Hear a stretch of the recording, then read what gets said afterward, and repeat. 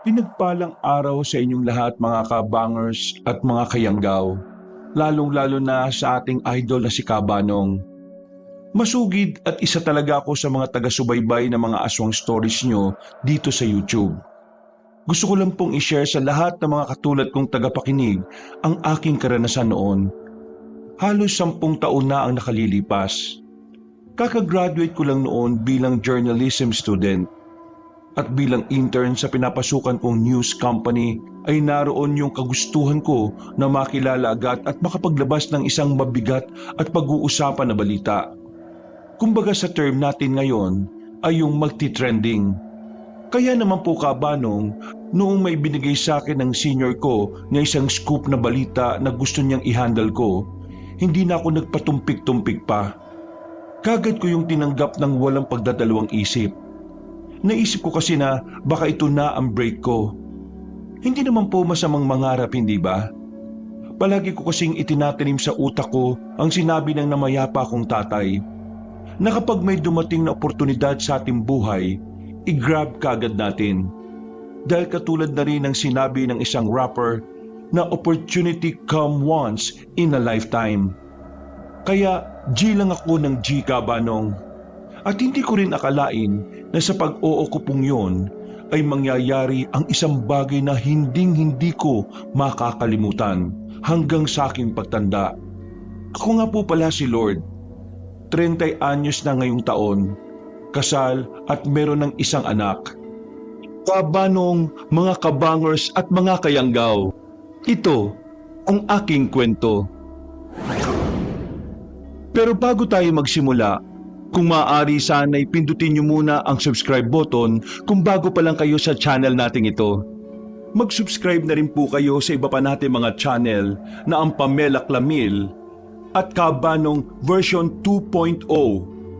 Kung wala po sa nabanggit ko ang pangalan ng channel at hindi po ang picture ko ang nakalagay sa profile pic, hindi po natin channel yon. Huwag po nating suportahan. Huwag po tayong mag-subscribe o i-unsubscribe po natin kung nakasubscribe na po tayo. Nagnanakaw po yun ng ating mga videos. Naglalambing po ko sa inyo na ang suportahan lang natin ay yung mga channel na nabanggit. Mag-iwan na rin kayo ng comment at pindutin na rin ang like button. Napakalaking tulong po sa ating channel ang gagawin nyo pong ito. Isang malaking suporta po yun sa ating channel na labis ko pong ipagpapasalamat. At ngayon, sa ating pagpapatuloy. Bata pa lamang ako'y tinatawag na akong weirdo ng mga kalaro ko. Kahit nga mismong kaanak ko ay ganun na rin ang tingin sa akin, Kabanong. Noon kasing bata ko, marami po akong nakikita na hindi nakikita ng ordinaryong mga mata. Mga nilalang na hindi dapat nandito sa mundo natin. Mga itim na aninong sumusunod-sunod sa iilang tao. Mga malalaking kamay na pasulpot-sulpot at biglang nawawala. At ang pinakamalala ay ang itsura ng isang halimaw na hindi ko alam kung totoo nga ba o imahinasyon ko lang. Noong minsang nilagnat ako noon, tandang-tanda ko pa na sinabi ng mangtatawas na gusto raw akong kunin ng engkanto dahil sa kakayahan ko. Dahil dito ay nag-decide ang mga magulang ko na ipasara ang aking third eye. Hindi ko pa po talaga alam noon ang tungkol sa bagay na yon. At matapos akong gamutin ng isang mahusay na albularyo, simula po noon ay hindi na ako nakakakita ng mga hindi pangkaraniwang bagay. Masaya ako tungkol sa bagay na yon, Kabanong. Pero kung minsan, lalo na ngayong nasa tamang edad na ako, mas ginusto ko na ang maibalik ang aking third eye. Pero syempre po, may pag-aalangan pa rin. At hindi ko akalain na ang nagtatago kong kakayahan na yun noon, ang bagay na inalis sa akin ng albularyong yon, ay makakatulong din pala sa akin kalaunan.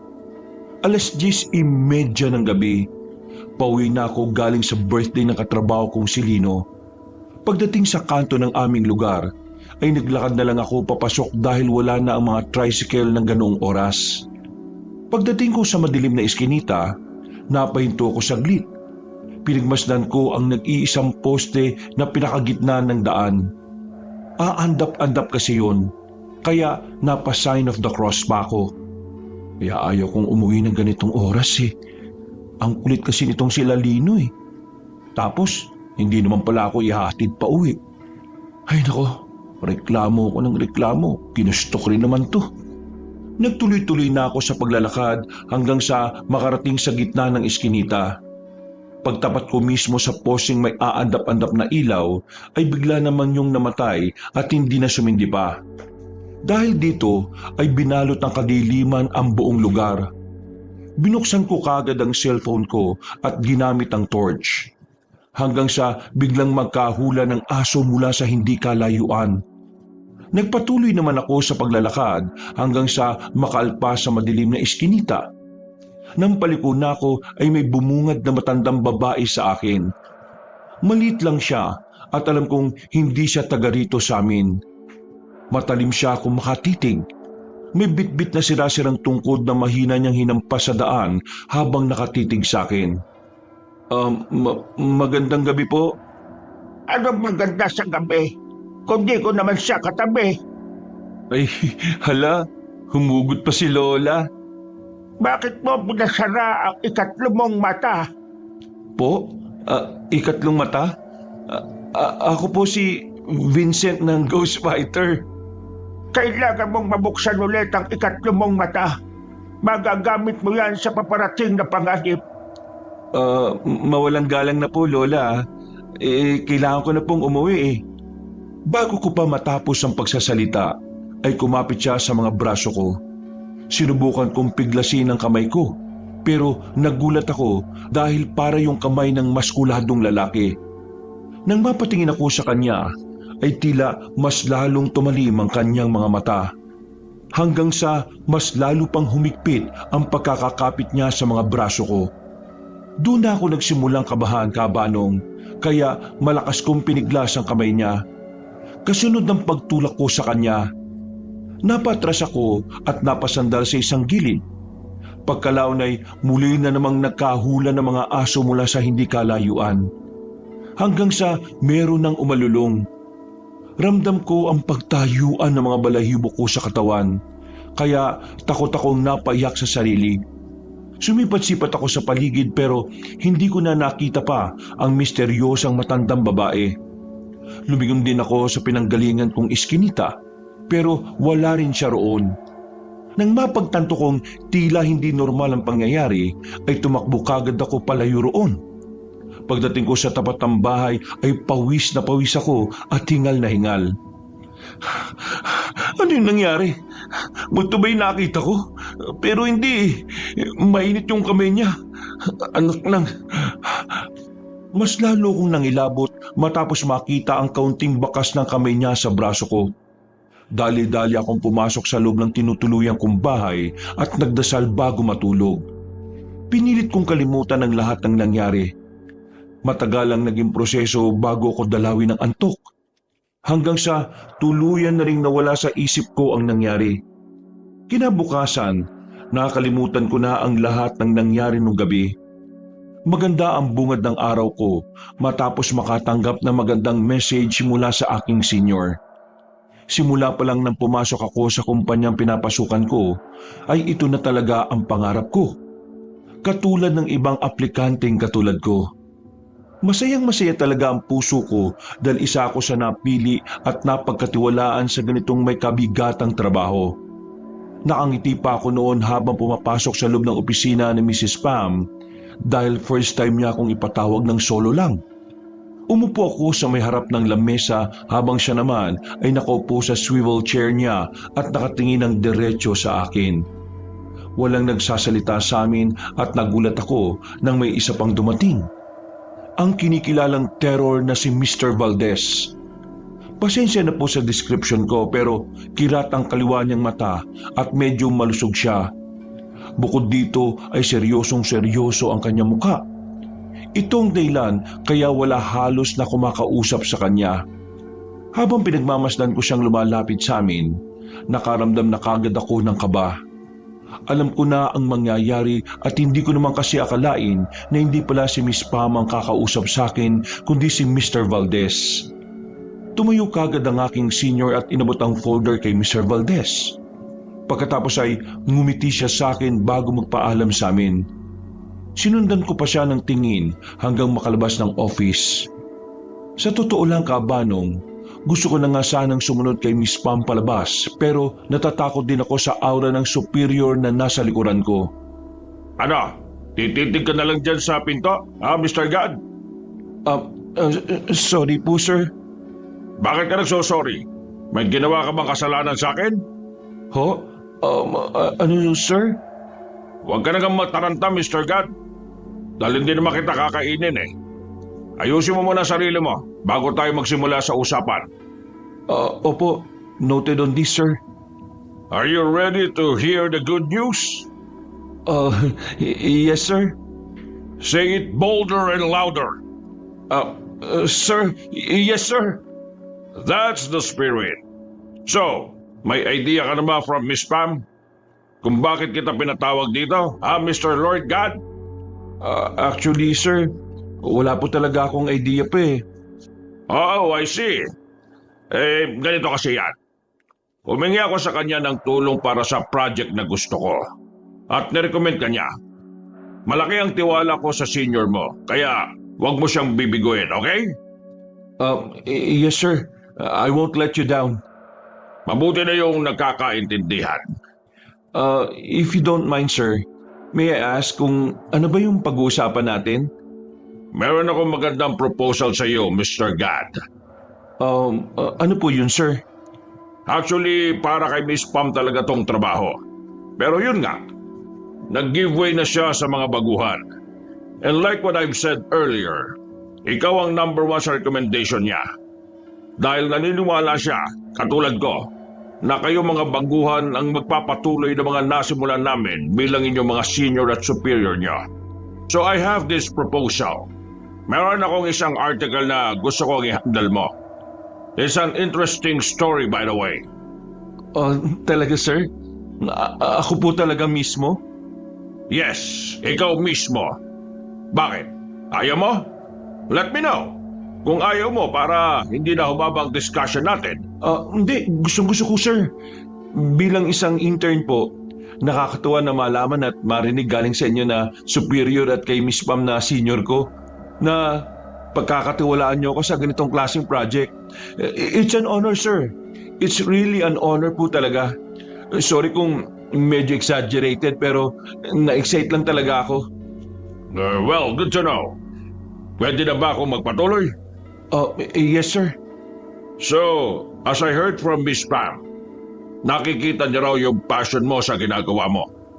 Hindi ka katulad ng ibang intern na nakaupo lang sa isang tabi tinihintay na tawagin sila. At na naman siya. Yung mga katulad mo dapat ang binibigyan ng break. Kaya ito na yon. So, galingan mo, ha? Ano po ba yung gagawin, sir? Tama nga si Miss Pam na you are so eager to learn. Kaya tama lang din ang desisyon ko na ako mismo ang kumausap sa iyo. But the question is, kakayanin mo ba kahit hindi mo pa alam? Yes, sir. Kayang-kaya ko po yan, sir. Very good answer. Kapag natapos mo itong project na ibibigay ko sa iyo, magiging regular ka na dito. At baka ikaw pa ang kauna-unahan na magiging pinakabata naming empleyado kung nagkataon. Ako, thank you po, sir. Salamat sa tiwala. Aayusin ko po itong first big project ko. Pwede ko na po bang malaman kung ano yung project, sir? Yes. You will become a traveler, Mr. God. Pupuntahan mo ang isang liblib na sitio kung tawagin ay Nayon sa bandang Visayas. Yung lugar na yon ay marami raw ipinagbabawal. At yon ang aalamin mo. Aalamin ko kung ano-ano yung mga pinagbabawal sa sinasabi niyong liblib na Nayon, sir? Of course. Hindi mo lang aalamin kung ano-ano mga bawal. You have to also know kung bakit at kung paano ito nagsimula. Sino ang nagpauso and so on and so forth. Blah, blah, blah, blah. Parang interesting nga nun, sir. Saka parang ang misteryoso, Nakakaintrigang ang malaman yan. So interesting and mysterious, right? Dahil tiwalang-tiwala sa iyo si Miss Pam, naniniwala rin ako na maganda ang kalalabasan ng project na ito. So, ano masasabi mo, Mr. God? Any violent reaction? Um, Wala po. Thankful nga ako, sir eh. Thank you for trusting me with this kind of project. Katulad nga po na sinabi ko kanina, I won't let you down. Especially si Miss Pam. That's the fighting spirit, Mr. Gad. Ngayon pa lang ay salamat na sa pagtanggap. You can start next week right after makumpleto ng mga kailangan mo sa biyahe. Kasi magtatagal ka ron ng almost 1 week, kaya dapat prepared ka. Huwag mo rin po problemahin ang gagastusin dahil sagot naman to ng ating company. Noted on this, sir. Thank you po ulit. Okay, dismiss. Dahil sa nangyari ay naging magandang takbo na maghapon ko sa trabaho. Masigasig akong nagtrabaho at tuluyan na nga pong nawala sa isip ko, Kabanong, yung nangyari nung gabi patungkol sa engkwentro ko roon sa misteryosang matandang babae. Pagka-uwi sa apartment ay agad kong ibinalita sa pinsan kong si Elijah ang magandang balita na natanggap ko nga sa trabaho. Isa naman siyang self-acclaimed photographer pero ang trabaho niya talaga ay isang virtual assistant. Pero ngayon ay may mga racket siya sa photography at naabutan ko siya na busy sa pag-i-edit ng picture sa high-end niyang laptop. I have a good news, cuz. Last time na sinabi mo ang good news, hindi talaga good news eh. So, hindi muna ako mag-expect. Panira naman kaagad to. Pakinggan mo muna kasi ako. At hindi ka maniniwala sa sasabihin ko, cuz. Eh di wag mo nang sabihin, kung alam mo naman palang hindi ako maniniwala. Ano ka ba? Bahala ka na nga dyan. Uy, biro lang. Sabi mo na, sige na, makikinig ako. Di ko naman kaagad eh. Sige, makikinig ako habang nag-edit ako ng pictures. Eh kasi, may ibinigay sa akin big project doon sa pinagtatrabuhan kong company. 1 week free travel, cuz. Free, as in free. F-R-E-E. Ay nako, I feel bad for you, cuz. Nakakapag-travel ka lang kapag may pinapapuntahan sa iyo yung company nyo. Joke! Hindi, nice yan ha. It means big break na yan. Yes man, big break ko na ito. At mismong si Mr. Valdez yung nagsabi. Superior namin siya. Na kapag inayos ko tong work ko, madali ako mariregular. Anong itsura ng superior nyo na yan ha? Mataba ba? Malaki tiyan? Kiratang mata? Sus, nagpapaniwala ka sa ganong tao. Malalakas mang kuto yung mga yun. Cause I tell you. Ito talaga, panira ka naman ng moment eh. Bakit? Tama yung description ko sa superior mo? Uy, joke lang ha. Napipikong ka kaagad eh. Tungkol pa saan yung project na gagawin mo? Tungkol to sa isang liblib na nayon sa Visayas na maraming pinagbabawal. Pinagbabawal na ano-ano? Yun nga ang aalamin. Ano-ano pinagbabawal sa lugar na yon at bakit nila pinagbabawal. Aba, baka naman niloloko ka lang ng boss mo ha? Hindi naman siguro ito gagawin sa akin ni Miss Pam at Mr. Valdez, no? Tsaka isipin mo, makakapagbakasyon ako habang nagtatrabaho. O di ba? Free, wala akong gastos, ang company na magbabayad para sa akin. Actually, that's cool cuz. Baka pwede naman ako sumama dyan. Actually, natanong ko na nga yan eh. Pwede naman daw magsama pero hindi na nila sagot. At saka, wag lang makakasagabal sa trabaho ko. Doon ako magwo-work. Pareho tayong naka-trakasyon, man. Anong trakasyon? Trabaho plus bakasyon. Slow ah. Basta, join ako dyan. Feel ko rin maggala-gala muna eh. Okay, G ako dyan. Pagkatapos namin mag-usap, ay nagpunta na ako sa kwarto ko at nagpahinga. Matutulog na sana ako nang bigla akong makaramdam ng kakaibang lamig. Napalingon ako sa bintana, nakabukas yun, kaya tumayo ako at lumipat para isara. Pero nang mapasilip ako sa labas, ay nakita ko ang isang pamilyar na nilalang na naglalakad malapit sa labas ng inuupahan naming bahay. Nanlaki ang mga mata ko nang makitang siya yung matanda nung gabi. Dahil tuloy doon, Kabanong, ay naalala ko na naman ang nangyari nung gabi. Sinabayan pa yun ng biglang pagkahol ng mga aso at pag-alulong.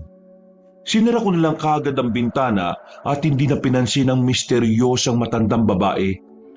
Nagdasal ako at pinilit na mawala siya sa isip ko hanggang sa hindi ko na namalayang nakatulog na ako. Pasado 12:30 ng hating gabi Naalimpungatan ako. Lumabas ako ng kwarto at nagtungo sa kusina para uminom ng tubig. Pagbukas ko ng ilaw ay nagulat ako dahil nakabukas ang bintana. Sinara kasi namin yon dahil may mga pusang pumapasok at nangunguha ng ulam sa lamesa. Napaismid ako dahil nagkalat na nga sa mesa ang natira naming ulam. Dinampot ko yun at inilagay sa lababo. Nang pabalik na ako para isara ang bintana ay nakita kong nakauwang ng kaunti ang gate. Walang yang Elijah to. Hindi na naman isinara na maayos yung gate eh. Napapakamot ako sa ulo dahil sa inis. Pagkatapos ay nagtungo ako sa kwarto ng pinsan ko para pagalitan siya. Pero wala siya roon. Madalas kasing lumalabas ng gabi si Elijah para makipag-inuman sa mga kaibigan niya at lagi niya talagang iniiwan ang gate ng ganon. Mabuti na lang at hindi kami natitsyempohan na magnanakaw. Nagrereklamo na ako sa isip ko habang palabas ng bahay. Pagdating ko sa gate, nang isasara ko na, ay nagulat ako dahil may biglang tumulak pa loob. Napatras ako nang makita na naman ang misteryosang matandang babae. Nawala na tuloy talaga ang antok ko dahil sa nangyari dahil sa nakakatakot niyang mga titig. Teka lang po, bakit niyo ako sinusundan, Lola? Hindi ko gustong sundan ka. Pero di ko ako dinadala na kapalaran ko. Kailangan natin magkita at kailangan kong maipalam to sa iyo. Ano po bang ibig niyong sabihin, La? Kailangan mo nang ipabukas ulit ang ikatlong mata. Kapag hindi mo yung ginawa, mamamatay kayo ng pinsan mo. Hindi na po ako natutuwa sa mga sinasabi niyo, ha? Tatawag na po ako Ha? Nang hawakan niya ako sa noo ko, ay parang may kung anong mabibigat na memorya ang nagsiksikan sa utak ko. Hindi ko eksakto alam kung anong nangyari, Kabanong. Naabutan ko na lang ang sarili ko sa isang madilim na lugar. Ramdam ko ang matinding kabigatan. Isang enerhiyang hindi galing sa kabutihan. Nanlambot ang katawan ko habang nangingilabot ang buo kong pagkatao. Hanggang sa makarinig ako mula sa kung saan ng isang malakas na pag-ungol. Ungol ng hindi isang hayop kundi ng isang halimaw na tila matagal nang nagtatago. Pagtingin ko sa likuran, ay dito na tumambad sa aking paningin ang tila malademonyong nilalang. Bigla ko nitong sinunggaban. Napasigaw ako habang nakikita sa kawalan ang masaganang dugo na nagtatalsikan. Napabalikwas ako ng bangon nang maramdaman ang pagdampi ng may kagaspangan na kamay sa pisngi ko. Pagtingin ko, si Elijah habang takang-taka na nakatingin sa akin.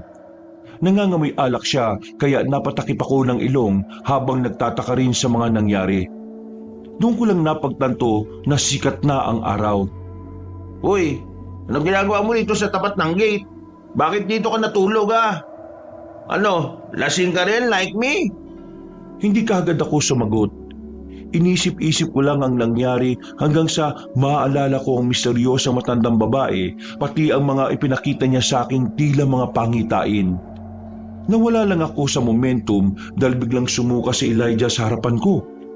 Umalis ako kagad at nang didiring pumasok sa loob ng bahay para na rin uminom ng tubig.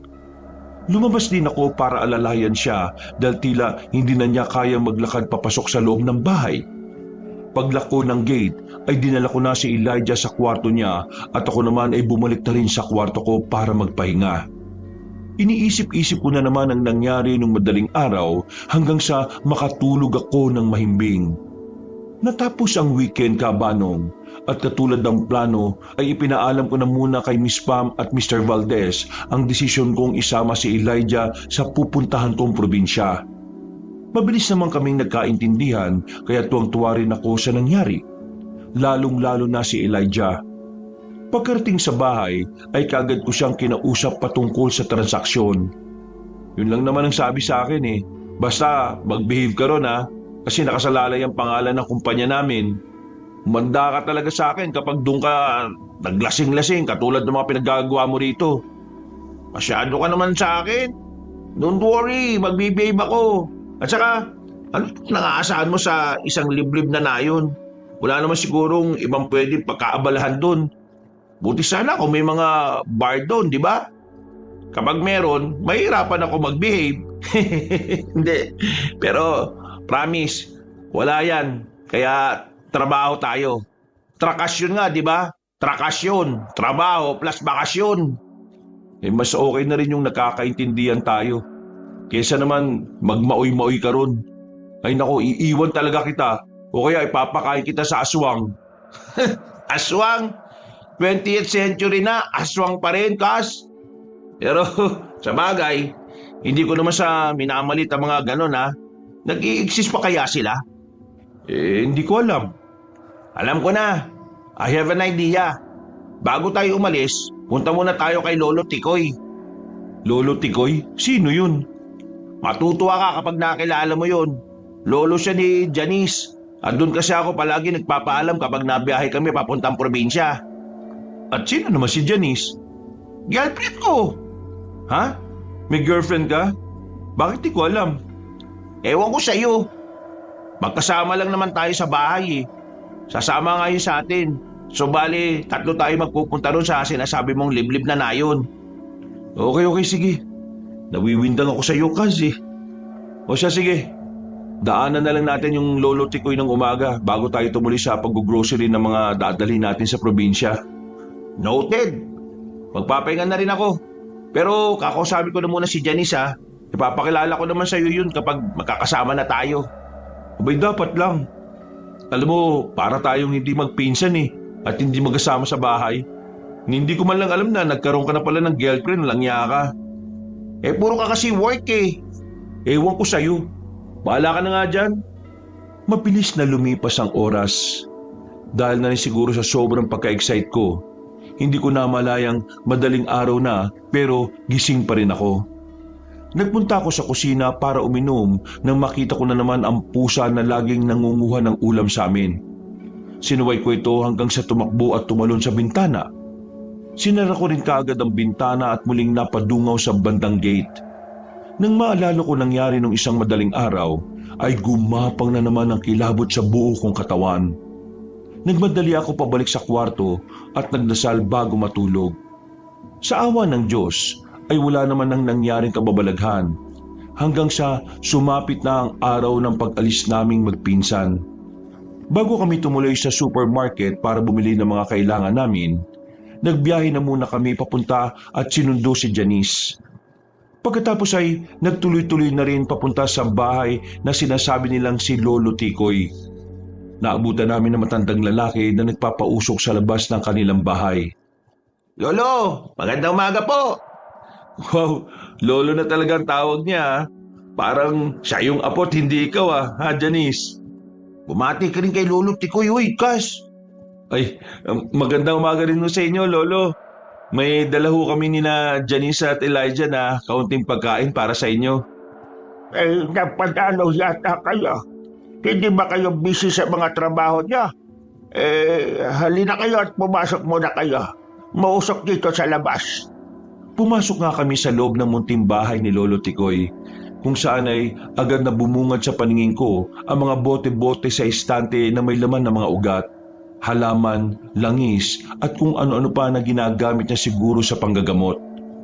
Ayon kasi kay Janice, habang nagkukwentuhan kami sa sasakyan, isa raw manghihilot, albularyo at antingero ang lolo niya at kilalang kilala sa lugar na yon. Habang nakatingin ako sa mga gamit, ay nahapiwan ko ng tingin ng matandang Ginoo. Doon ako nagulat dahil tila titig na titig din siya sa akin. Para bang sinusuri niya pati ang kaluluwa ko. Umiwas na lang ako ng tingin at nagkunwaring wala lang ang lahat. Ano ang sadya niyo at napadalaw kayo sa akin? Hindi ba kayo abala sa mga kanya-kanya niyong trabaho? Ha, Janice, Elijah, at ikaw... Lord po. Lord po ang pangalan ko, Lo. O siya. Anong kailangan niyo sa aking tatlo? Pumunta po kami rito para magpaalam sa inyo, Lo. Hindi po ba nakasanayan na namin itong si Janice na magpaalam sa inyo? Nagpupunta kami sa probinsya. Ay, akala ko naman magpapakasal na kayo ng apo ko. Pupunta lang pala ulit kayo sa probinsya. Hindi pa po. Matagal-tagal pa po kami magpapakasal. Sasamahan lang kasi namin tong pinsan ko ron sa trabaho niya. Bali sa probinsya kasi siya na destino eh. Parang ganun po. Pero 1 linggo lang naman kami. Teka. At saan ba ang probinsyang pupuntahan ninyo? Sa Visayas po. Tawid dagat po yun at doon po yung coverage ng project na gagawin ko.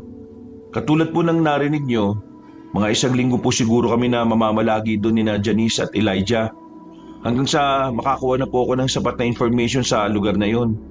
Kailangan ko po kasing malaman kung bakit maraming pinagbabawal doon sa isang nayo na pupuntahan namin. Maraming ipinagbabawal? Habang nagkakatinginan kami ni Lolo Tikoy, mas lalo akong naiilang sa kanya.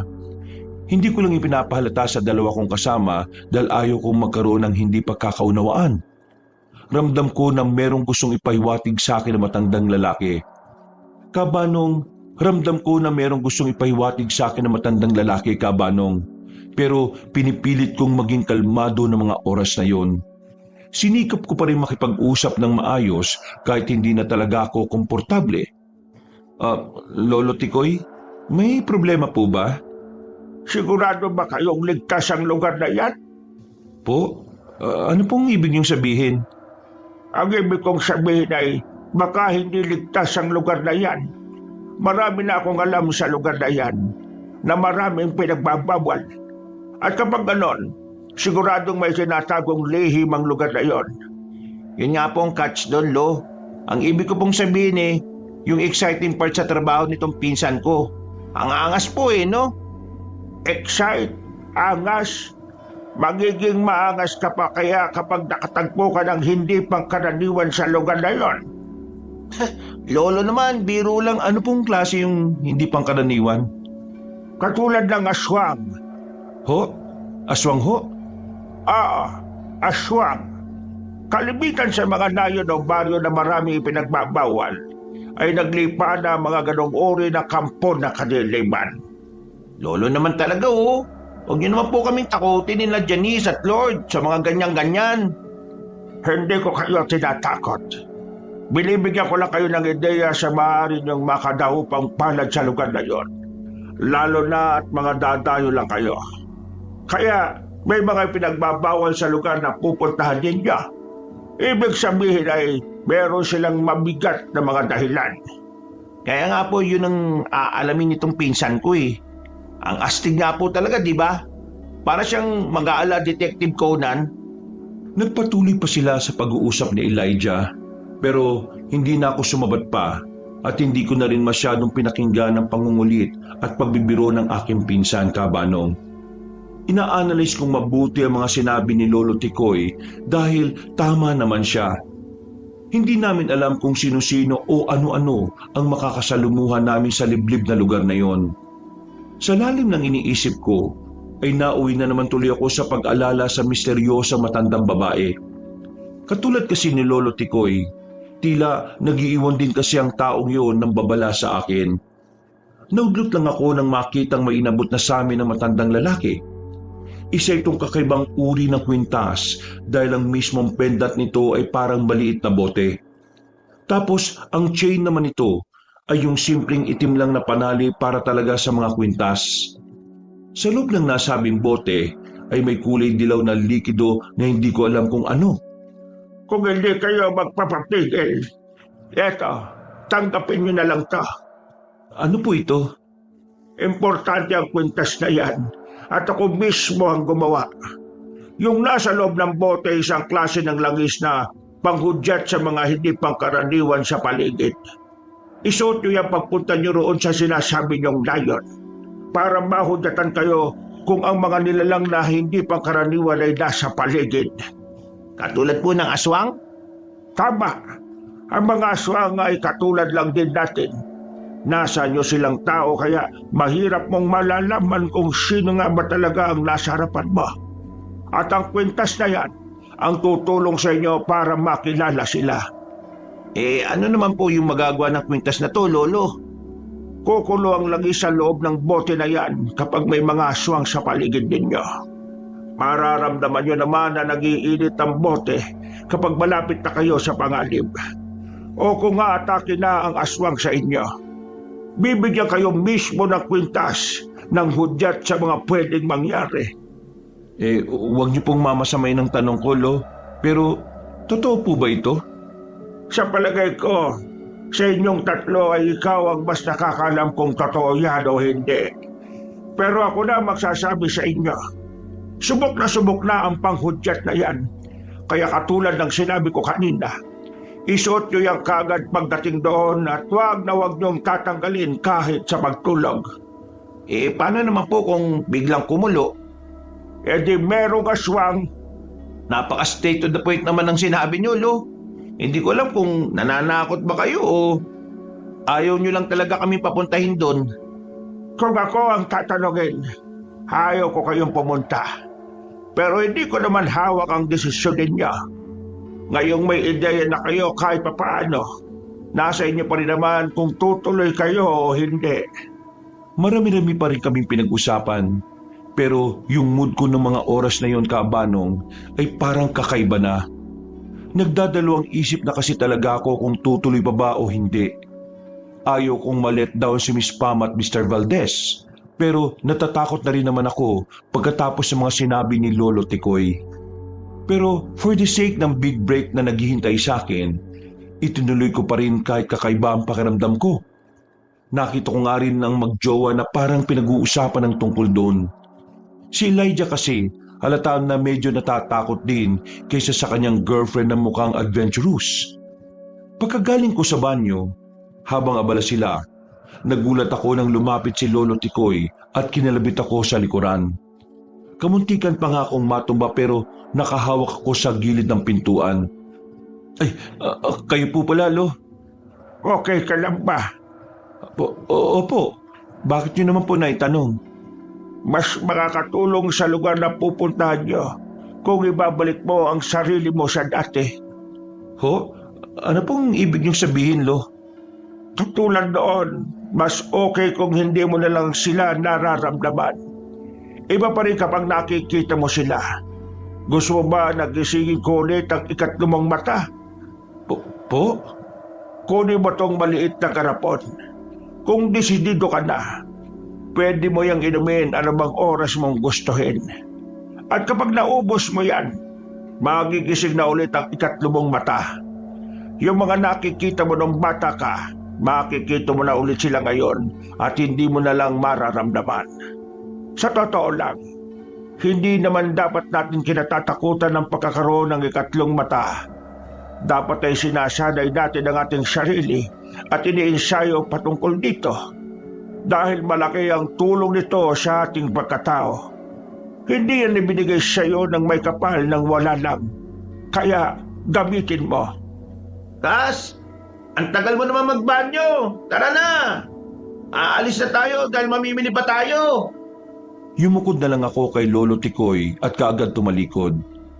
Nang makalis na kami sa bahay niya, ay hawak-hawak ko pa rin ang maliit na garapong may laman ng kung anong mahiwagang inumin. Mas lalo lang tuloy na dagdagan ang iniisip ko. Hanggang sa pamimili namin ng mga pagkain ay hindi ko mapigilan na hindi isipin yung mga sinabi ni Lolo Tikoy. Mabilis ang naging biyahe namin sa baryo. Pagkababa namin sa pier ay salitang kaming nagmaneho ni Elijah papunta sa mismong bayan at sa dulo pang pantalan. Doon namin iniwan ang sasakyan at ipinabantay na lang sa mga taga roon. Hindi na kasi yun maitatawid. Sumakay pa kaming tatlo sa maliit na bangka at yun naman yung sasakyan namin para makarating na kami doon sa sinasabing liblib na nayon. Halos inabot ng 1.5 oras ang biyahe at inabala na lang namin ang aming mga sarili sa pagkuha ng mga larawan. Dahil napakaganda talaga ng kapaligiran. Nakaka-refresh, Kabanong. Pero sa kabilang banda ng isip ko, nakakatakot. At dahil mahaba-haba ang biyahe, habang busy rin sa paglalambingan sina Elijah at Janice, nakipag-usap na lang ako kay Kuya Jack na isa sa 2 bangkero. Tinanong ko kung naghahatid sila ng pasahero kahit gabi na. At yun nga, sinabi nilang hindi na. Kung tutuusin, ay hindi na nga nila ako sinagot ng direkta patungkol doon. At nakaramdam ako ng kakaiba noong binatuhan niya ako ng makahulugang tingin. Para bang merong gustong sabihin sa akin si Kuya Jack pero hindi niya maituloy-tuloy dahil tila nag-aalangan din siya sa kasamang si Kuya Ross. Napapansin ko kasi ang palitan nila ng mga tingin na parabang nag-uusap sila sa mga mata. Isinantabi ko ang mga yon at nagpatuloy sa pakikipag-usap hanggang sa natanong nga sa akin ni Kuya Jack kung ano ang pakay namin sa kabilang isla. Work-related po, Kuya Jack. Doon kami mismo pupunta sa liblib na nayon. Kailangan ko kasing malaman kung bakit marami ipinagbabawal sa lugar na yun eh. At kung ano-ano pa yung mga ipinagbabawal doon. Baka may ideya kayo, Kuya Ross. Nakita kong nagkatinginan muna sila bago magsabing wala silang alam tungkol doon. Nirespeto ko naman ang mga sagot nila kahit alam kong hindi sila nagsasabi ng totoo. Iniba ko na lang ang kwento hanggang sa mabilis ang paglipas ng oras. Pagkababa namin sa bangka, bitbit ang 2 bag at isang maleta, agad na ding umalis yung bangka. Hindi man lang sila nagpahinga at saglit lang ay nagpaalam na kagad sila sa amin. Pansin ko talaga ang pagmamadali nila na parabang iwas na iwas kahit nasa isla pa lang kami. Pinaalala ko na lang sa kanila ang bilin ni Lolo Tikoy na isuot kagad ang panghudyat na kwintas. Ginawa nga namin yon pero hindi namin ipinahalatang nakakwintas yun sa amin. Ang ganda rito ah. Napakatahimik at probinsyang-probinsyang vibes. Oo nga. Pero ano na ang next move? Meron na ba tayong matutuluyan dun sa nayon? Wala pa kasi. Pero maaga pa naman. Makakahanap pa tayo ng paupahang pagdating doon. Ang sabi sa akin, sasakay pa raw ng tricycle kasi nandun yung sa bundok bande. Pwede bang dito na lang kami ni Janice? Ha? Kayong bahala. Joke lang. Tara na, at yun yung tricycle oh. Nakatingin na kaagad sa atin yung driver. Sumakay na nga kagad kami at nagbiyahe na ng 5 minuto papunta sa mismong nayon. Mas lalo palang maganda ang lugar at talagang napakatahimik. Kaya tuwang-tuwa ko. Nawala na nga sa isip ko kabanong ang mga agam-agam patungkol sa lugar. Naglakad lang kami ng kaunti hanggang sa isang parang toll gate na madadaanan namin bago kami makapasok talaga doon sa mismong nayon. Isang tila tanod na matandang lalaki ang nagpahinto sa amin na makalagpas doon. Alam naman na dayo kami at ininspeksyon lang ang mga gamit namin dahil nga may mga bawal sa lugar.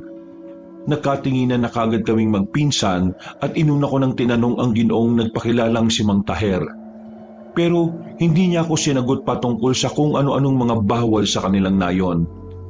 Nagtanong na lang kami kung saan po pwedeng makahanap ng uupahang bahay sa loob ng 1 linggo. At itinuro niya kagad kami sa isang lugar. Habang tinatahak namin ang daan papunta roon sa tinurong bahay sa amin ni Mang Taher, kapansin-pansin ang ilang kabahayan na nadaraanan namin. Dahil halos lahat ay maliliit lang at pawang may mga gate talaga. Kaya tama ang sinabi ng Ginoo sa amin na hindi kami mahihirapan na mahanap ang tinuro niyang bahay. Nag-iisa lang ito roon na bahay na bato, ang bahay ni Aling Ivera. Sa tapat pa lang ay sinalubong na kami ng ginang na medyo masungit kung tingnan at para siyang cold kung makisalamuha. Magandang araw po. Kayo po ba si Aling Ivera, yung may-ari nitong bahay? Ako nga. Nirekomenda po kasi kayo ni Mang Taher, yung parang tanod dun sa entrance ng nayon. Anong inyo? Mangungupahan po sana kami. Ilang araw? Hanggat maaari ho sana kahit mga 1 linggo lang po. 1 linggo? Ano bang pakay nyo sa lugar na ito? Magbabakasyon ba o may iba pa kayong dahilan? Work-related po. May kailangan po siyang alamin dito sa lugar na to Katulad ng kung ano-ano mga bawal. May ideya po ba kayo? Huy, Leja, mayos kang ha? Tinutulungan na nga kita para mapadali ang trabaho mo. Bakit kailangan malaman kung ano-ano ang bawal sa lugar na ito? Baka mamaya manggugulo lang kayo sa mga taga-nayon. Ay naku, hindi po, Aling Ivera. Hindi ho ganun ang mangyayari. Magtatanong-tanong lang ho kami sa ilang mga taga rito. Katulad nyo. Pero wala naman hong sapilitan na mangyayari sa gagawin kong pag-i-interview. Sigurado na ba kayo sa pakay ninyo? Oho. Hindi nyo alam kung ano ang pinapasok nyo rito sa nayon. Pero sana, huwag kayong magdadala ng kaguluhan dito sa lugar namin. Masyado nang maraming problema ang mga tao rito, kaya huwag na sana kayong dumagdag pa. Wala naman ho kaming intensyon na manggulo, Aling Evera. Mabuti kung ganon. 2,500 na lang ang babayaran nyo sa buong linggo ng pananatili nyo sa bahay na ito. Libre na rin ang tubig at kuryente. Wow, ang mura naman ho. Hindi naman importante sa amin ang pera rito. Ang payo ko lang sa inyo, kapag sumapit na ang gabi, mas makabubuti kung hindi na kayo lalabas. Iwasan nyo na rin ang pagbubukas ng bintana at pagsisindi ng ilaw, lalo na kung hating gabi na. Hindi po kami pwedeng gumamit ng ilaw sa gabi? Bakit to? Yon ang patakaran dito. Siguro isa yun sa mga bawal dito. I-note mo na kagad, Kaz.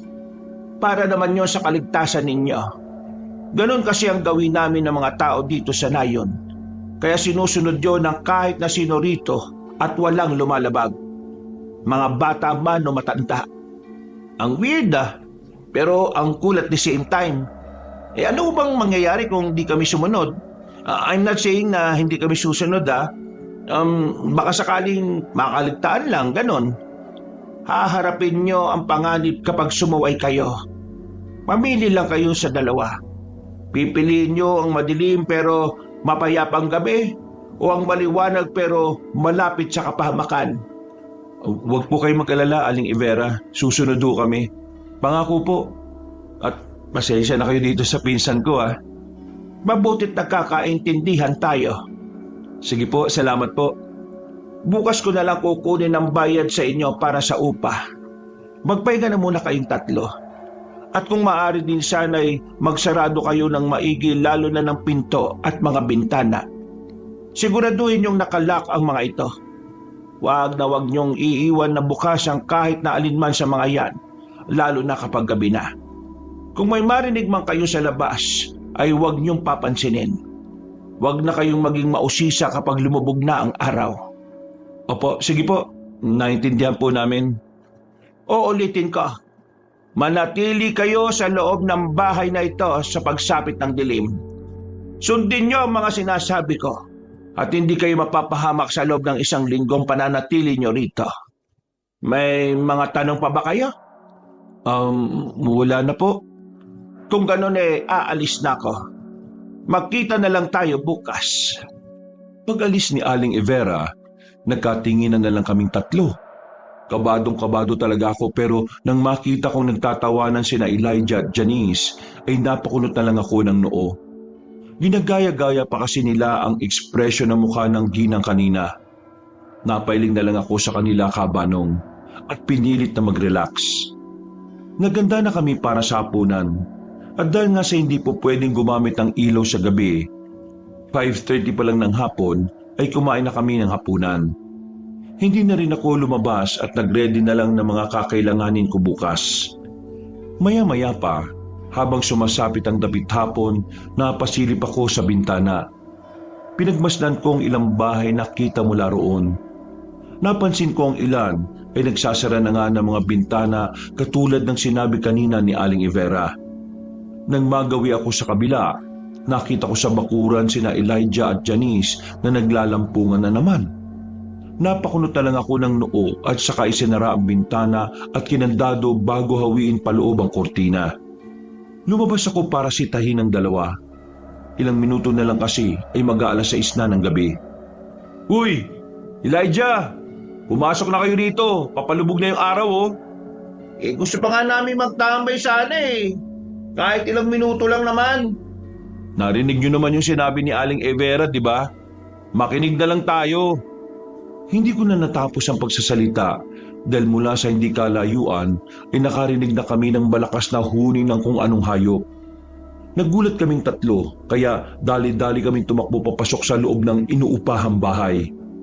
Pagsara ko ng pinto at pagkakandado, napalingon ako sa magjowa dahil nagtatawanan na naman sila.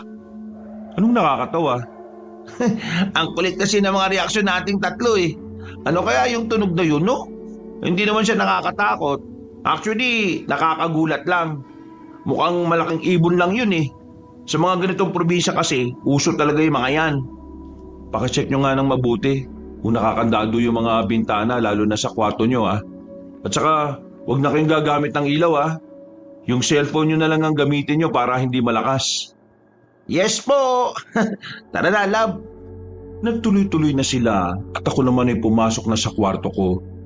Nag-ayos-ayos ulit ako at sinimulang gawin ang mga ihahanda kong tanong sa kung sakaling sino mang ma-interview ko sa mga taga-nayon.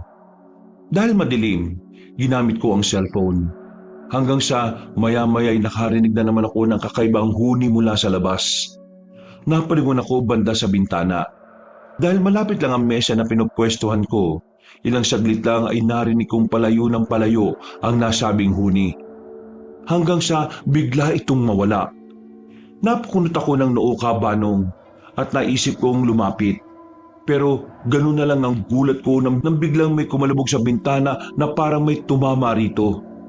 Kahit mahina lang yun, ay nagulat pa rin ako. Dahilan para mabitiwan ko ang cellphone. Namatay din tuloy ang torch at dumilim ng husto sa loob ng kwarto. Nagpatuloy naman ang maihinang kalabog kaya nagmadali ako sa paghanap ng cellphone. At nang makita ko ito, ay saka naman nanahimik sa labas ng bintana. Pero akala ko talaga ay tapos na, Kabanong. Dahil napalitan niyo ng maihinang pagaralgal na ungol na parabang may mabangis na hayop sa labas. Napatras ako at eksakto naman na may kumatok sa pinto ng kwarto. Doon ay nawala na ang pagaralgal ng ungol, kaya binuksan ko kagad ang pinto.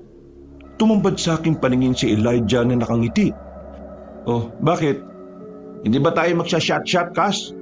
Tulog na si Janice eh. Sinabi ko naman sa iyo na tumigil ka dito sa pag-iinom mo rito eh. Maaga pa ako bukas. 2 bote lang naman. Hindi. 1 bote, final. Ito na nga binuksan ko na para sa'yo. Ay naku, lakas mo talaga man demonyo. Akin na nga. Okay lang ba yung jowa mo ron na iniwan mo mag-isa? Malaki na yun. Pinapasok ko na nga siya sa loob at nag-inom na nga kami saglit ng 1 bote. Kahit cellphone lang ang nagsisilbi naming ilaw, marami-rami na rin kami napagkwentuhan pero sa totoo lang ay hindi ako komportable sa paligid. Kaya pumayag na rin ako mag-inom ng 1 bote para makatulog. Nang matapos na, ay natulog na nga ako. Hindi ko na alam kung nagiinom pa si Elijah sa kwarto niya. Hanggang sa mapanaginipan ko na ang bagay na parang ipinakita sa akin noon ng misteryosang matandang babae. Ang nakakatakot na halimaw, nilalang na parang taong ibon. Dugo ng tao sa paligid at sunog. Napabalikwas ako ng bangon at napatingin sa tapat ng bintana. Narinig ko na parang may kumukutkot doon. Para bang gustong pumasok ng kung sinong nilalang. Sino yan? Shoo! Shoo! Tumigil ang pagkutkot, pero napatingin naman ako sa kwintas na nakasuot sa akin. Nakahinga ako ng maluwag dahil hindi ito kumukulo. Natulog na ako pagkatapos nito hanggang sa magtuloy-tuloy na. Kinabukasan, Kabanong, ay maaga kaming nagising ni na Elijah at Janice. Hindi kami ganito kumpara sa lagi naming nakakagawian nung nasa syudad pa kami. Naligo na kami at naganda para sa balak namin gawin nung umagang yon. Balak kasi namin na maglibot na sa paligid para makapagtanong-tanong na rin ako sa mga tao sa nayon. Oh, ang kwintas nyo nasan? Dali nyo rin yun ha. Baka kalimutan yung 2. Don't worry, Kas. Suot namin. Lumabas na kami ng bahay at tinungo na namin ang bahay ni Aling Evera na malapit lang doon. Nagbayad kasi kami ng 2,500 para sa 1 linggong upa sa kanya. Sobrang napakamura noon kung tutuusin kaya ginawa ko ng 3,000. Nagpatuloy na nga kami sa paglalakad. Marami kami mga na-encounter na mga tao pero lahat sila kapag tinatanong ko ng kung ano-ano ang mga ipinagbabawal sa kanilang lugar, tikom ang bibig ng lahat. Sa nakikita ko nga sa ekspresyon ng mukha nila ay para silang natatakot at kinakabahan. Hanggang sa maka-encounter kami ng 10 taong gulang na batang nakilala namin bilang si Gestoni. Sa kauna-unahang pagkakataon ay nakakausap din ako ng batang tila hindi takot sa amin. Okay lang ba, Gestoni, kung matanong kita tungkol dito sa nayon nyo? Hindi ka naman busy, di ba? Bilisan nyo lang po kasi baka makita ko ni nanay at mapagalitan ako. Bakit ka naman mapapagalitan? Bawal daw po kasi kaming makipag-usap sa mga dayuhan eh. Ha? Bakit naman bawal? Kasi ano po, di ko rin po alam eh. O sige, pero bukod pa sa sinasabi mong bawal makipag-usap sa amin, ano-ano pa yung mga bawal sa lugar na ito? Ano nga ba yun? Sige lang, Gistoni. Hindi naman tayo nagmamadali eh. Isipin mo lang ng mabuti. Ay, yun po. Bawal po ang pagtitinda ng asin dito tsaka kalamansi. Pati nga po, bawal din eh. Hindi ko na po alam yung ibang bawal. Basta, numero 1, sabi po ng nanay ko, bawal kausapin ng mga dayo. Kapag tinanong daw kami, wala kaming sasabihin. Ganun ba? Hindi ko na natapos ang pagsasalita dahil dumating na nga ang nanay ni Gistoni at galit siyang tinawag ito. Hindi na kami umalma dahil baka mapalo pa ang bata. Umalis kami sa lugar na yon at taganap ng karinderyang makakainan. Habang kumakain kami ay medyo naiilang ako dahil takot talaga akong tumikim ng mga pagkain sa ibang lugar. Hanggat maaari nga sana ay sa mga convenience store o fast food na lang, pero wala naman kaming magawa dahil walang ganon sa pinuntahan naming lugar. Sibilisado naman ang mga tao, pero ramdam ko ang kakulangan dito. Pagkatapos mananghalian ay nagtungo kami sa bandang beach. Napakatahimik at napakaganda, pero kakaunti lang ang mga tao. Parang kami lang ang nakikita ko. Inabot na kami roon ng 4:30 ng hapon pero halos kami lang talaga ang nakatambay. Hindi na rin muna ako naghanap ng mai-interview dahil sapat na ang mga sinabi ni Gistoni kanina. Nagbe-brainstorming na lang ako sa isip ko at gumagawa ng mas malalim pang tanong kung bakit bawal magbenta ng asin, kalamansi at bawang sa nayon. Hanggang sa mauwi ako sa ideya patungkol sa aswang. Naglalakad na kami pauwi ng mga oras na yon. Oo nga no. Ha? Anong oo nga no? Bigla-bigla ka lang nagsasalita dyan, Kaz. Kasi, sabi ng batang si Gistoni, bawal daw dito ang asin, kalamansi at bawang. Di ba, yun yung mga kinakaayawan ng aswang? Okay, makes sense. Pero, hindi naman nakulutong pintas eh. Yun na nga eh. Natigil kaming magpinsan na pag-usapan yon dahil biglang kumapit sa kanya si Janice. Kitang-kita ko sa dalaga ang takot kaya napaseryoso na rin ako ng muka. Oh, bakit? Anong problema? Kas, parang may sumusunod sa likod natin eh. Kanina ko pa nga rin napapansin yun. Pero nakumpirma ko nung sinabi nitong si Janice. Lumingo ka sa likod ng pasimple. Sa bandang kanan, meron kang mapapansin na 2 lalaki na naglalakad. Patago-tago pa nga sila eh. Akala nila hindi ko sila napapansin. Ano? Napansin mo rin pala yun, love? Teka, wala naman ako nakikita. Elijah, Janice, baka naman guni-guni nyo lang yun. Meron bang guni-guni na 2 tao nakakita? Bilisan na lang natin sa paglalakad para makauwi tayo kagad. Okay, sige. Nang mapadpad na kami sa mapunong bahagi, ay nakaramdam ako ng kaunting init sa aking dibdib. Pagtingin ko sa kwintas, ay nagulat ako dahil mahina itong kumukulo. Napalingon din ako kay Lord at Janice at ganun din ang sa kanila. Nang magkatinginan kaming tatlo ay saka namin naunawaan ang nangyayari. Na merong aswang sa paligid at posible ang tinutukoy nilang 2 lalaki kanina ang mga aswang. Mas lalo kaming nagmadali sa paglalakad hanggang sa sumulpot na nga lang sa magkabilang gilid ang 2 lalaki. Sila po kabanong ang sinasabi nila Elijah at Janice na nakikita nilang sumusunod-sunod sa amin. Dahil dito ay mas lalong lumakas ang pagkulo ng mga kwintas namin. Mas uminit din ito kaya naalarma na kaming tatlo. Kitang-kita ko ang takot sa mga mata lalo na ni Janice. Pero kahit kabado ay pinilit kong maging kalmado para hindi kami pangunahan ng takot sa puso. Magandang hapon po. Ano po ang kailangan nyo mga kuya? Kanina nyo pa kami sinusundan ah.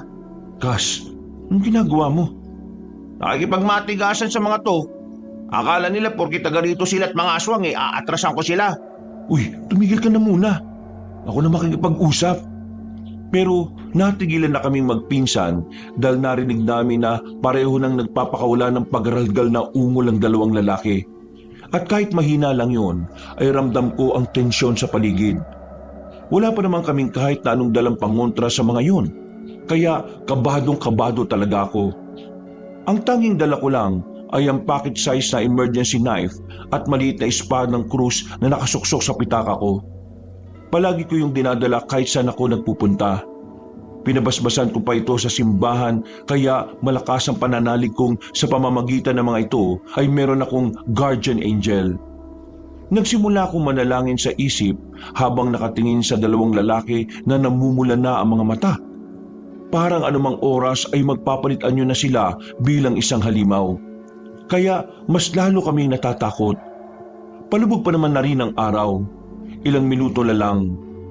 Mga inayo pa kayo! Tatandaan ko mga mukha nyo. At kapag may nangyaring masama sa pinsan at girlfriend ko, babalik ako kayo. Hinayaan ko na lang si Elijah dahil alam kong kinakabahan na rin siya sa sitwasyon. Lalo na nang tumawa lang sa amin ang dalawang lalaki. Iba na nga ang tawa nila. Para na yung mga demonyo na nanggagaling sa ilalim ng lupa. Nang tila sasalakay na sila sa amin, sa kabutiang palad kabanong ay narinig ko ang boses ni Aling Ivera. Nang makita niya kami kaharap ang dalawang lalaking pinaghihinalaan naming aswang, nagmamadali kagad ang ginang na patakbong lumapit sa amin. Hoy! Ding! Dong! Bisita ko mga yan! Umayos-ayos nga kayo ha! Ikaw din dyan, Dantes! Huwag kang magtago-tago dyan! Lumabas ka na! Nagulat kami na may isang lalaki pang lumabas mula sa gilid ng puno. Hindi kasi namin talaga nalaman yon kung di lang sinabi ni Aling Ivera. Tumigil-tigil kayong tatlo sa kalokohan nyo ha! Magsilayas na nga kayo sa harapan ko! Nang magpulasan ng tatlong lalaki ay pinasunod na kagad kami ni Aling Ivera pauwi sa inuupahan naming bahay.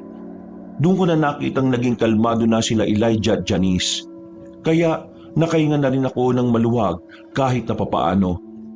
Hindi na rin masyadong nagpaliwanag sa amin ang ginang. Sinabi na lang niya ulit ang mga sinabi niya kahapon.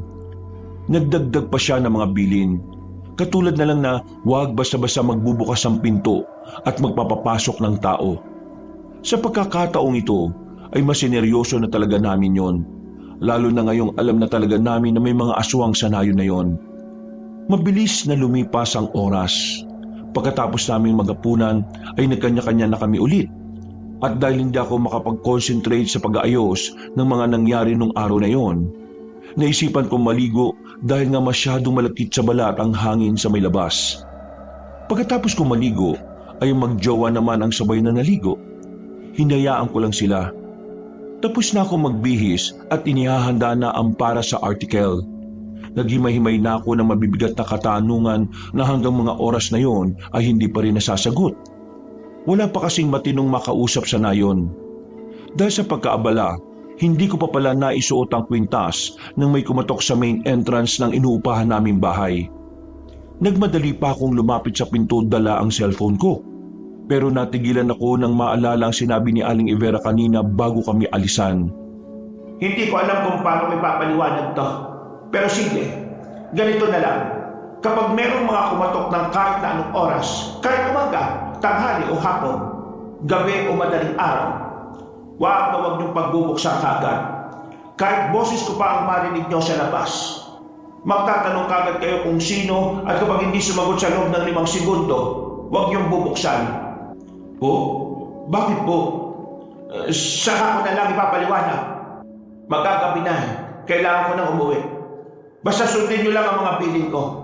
Hindi kayo mapapahamak. Total, ginusto niyo namang magpunta rito sa nayon namin. Magtiyaga kayo sa kung anong meron dito. Nagmaalala ko mga yon, ay bumalik ako sa kwarto at sinuot kagad ang kwintas. Eksakto naman na lumabas na sina Elijah at Janice na parehong nakatapis. Narinig din nila ang walang tigil na pagkatok kaya sabay-sabay kaming lumapit sa pinto. Nagulat kami nang biglang kumulo ang kwintas. At hindi lang ito basta ordinaryong pagkulo, kundi parang sasabog na sa sobrang lakas. Nakatingin na kaming tatlo bago muling napatingin sa pintong nakakandado. Kapareho ko. Alam kong kinakabahan na rin sina Elijah at Janice kaya naglakas loob na lang ako. Sino yan? Ako to, si Aling Ivera. May dala akong ulam para sa inyo. Pagbuksan niyo ako. Aling Ivera? Ikaw po pala. Teka nga lang po. Magkano nga po ulit yung kulang namin sa iyo sa upa? Nako, huwag niyo nang bayaran yon dahil sobra na kung tutuusin yung binigay niyo sa akin. Hindi naman kailangan dito masyado ang pera. Hindi kasi Aling Ivera. Ako talaga to. Kayo namang mga bata kayo, masyado kayo mapagbiro talaga. Buksan niyo na tong pinto dahil baka lumamig pa itong masarap na ulam. Kung ikaw talaga si Aling Ivera, magkano yung binayad ko sa inyo? 1,000. Mali. Ay, mali ba? Nakalimutan ko na eh. Biglang tumigil ang pagkatok sa labas. Nanahimik din bigla kaya nakatinginan ulit kami ni Elijah. Habang ang nakatapis na si Janice ay takot na napayakap sa kanya. Buksan niyo na to. Hindi na ako natutuwa ah. Mali, umalis ka na. Kung sino ka mang nagpapanggap na si Aling Ivera. Meron kami ritong gamit para malaman kung tunay o hindi ang kausap namin. Alam naming isa kang aswang kaya umalis ka na. Kung hindi, gagamit kami ng pangontra sa'yo. Mga walang ya kayo, mga bata kayo. Hindi ba tayo tapos dahil babalikan ko kayo? Umalis ka ng gago ka. Kung hindi, sasabuyan kita ng asin, pati ng kalamansi, pati ng bawang. Marami kaming dala rito. Pagkatapos sabihin niyo ni Elijah, ay nakarinig kami ng nakakatakot na garalgal ng halimaw sa labas. Pagkalaon ay may narinig din kaming isang nakakakilabot na huni. Kasunod ng pag-alulong ng mga kung anong hayop mula sa hindi kalayuan. Hindi ko alam kung paano ko makakatakas sa takot na nung gabing yun, Kabanong. Buti na lang talaga ay kahit papaano ay matapang din si Elijah. Sa huli ay isang malakas na kalabog ang yumanig sa main entrance ng bahay. Pagkatapos ay tuluyan ang umalis ang aswang sa labas. Nalaman namin yon dahil unti-unti nang humupa ang pagkulo ng mga kwintas namin. Dahil sa nangyari ay hindi kami halos dinalaw ng antok. Magkakasama lang tuloy kami sa kwarto ko at doon ay nag-iisip kami kung uuwi na ba bukas o itutuloy ang project na ito. Kahit papaano naman ay alam ko na ang dahilan kung bakit maraming bawal sa nayon. Hindi ko nga alam kung paano ito ilalagay sa article. Naiisip ko kasi, Kabanong, na siguradong pagtatawanan pa ito ni Miss Pam at ni Mr. Valdez kapag nabasa nilang aswang ang dahilan kung bakit maraming bawal. Nag-isip ako na nag-isip ng pupwedeng gawin hanggang sa makita kong nakatulog na rin sina Elijah at Janice. Umidlip na rin ako at pansamantalang natulog sa sahig. Hinayaan ko na silang dalawa sa kama. Bago tuluyang dagitin ng karimlan ng diwa ko, naalala ko lang bigla ang sinabi sa akin ni Lolo Tikoy. Kung mo ito maliit na karapon, kung desidito ka na, pwede mo nang inumin anumang oras mong gustuhin. At kapag naubos mo yan, magigising na ulit ang ikatlumang bata. Yung mga nakikita mo ng bata ka, makikita mo na ulit sila ngayon at hindi mo na lang mararamdaman. Sa totoo lang, hindi naman dapat natin kinatatakutan ng pagkakaroon ng ikatlong mata. Dapat sinasanay natin ang ating sarili at iniensayo patungkol dito. Dahil malaki ang tulong nito sa ating pagkatao. Hindi yan ibinigay sa iyo ng may kapal na wala lang. Kaya gamitin mo. Makakatulong nga kaya kung may babalik ko yung third eye ko? Ay, bahala na. Sa lalim ng iniisip ko, ay di ko na malayang nakatulog na pala ako. Nagising na lang ako dahil sa mahinang hampas ni Elijah sa akin.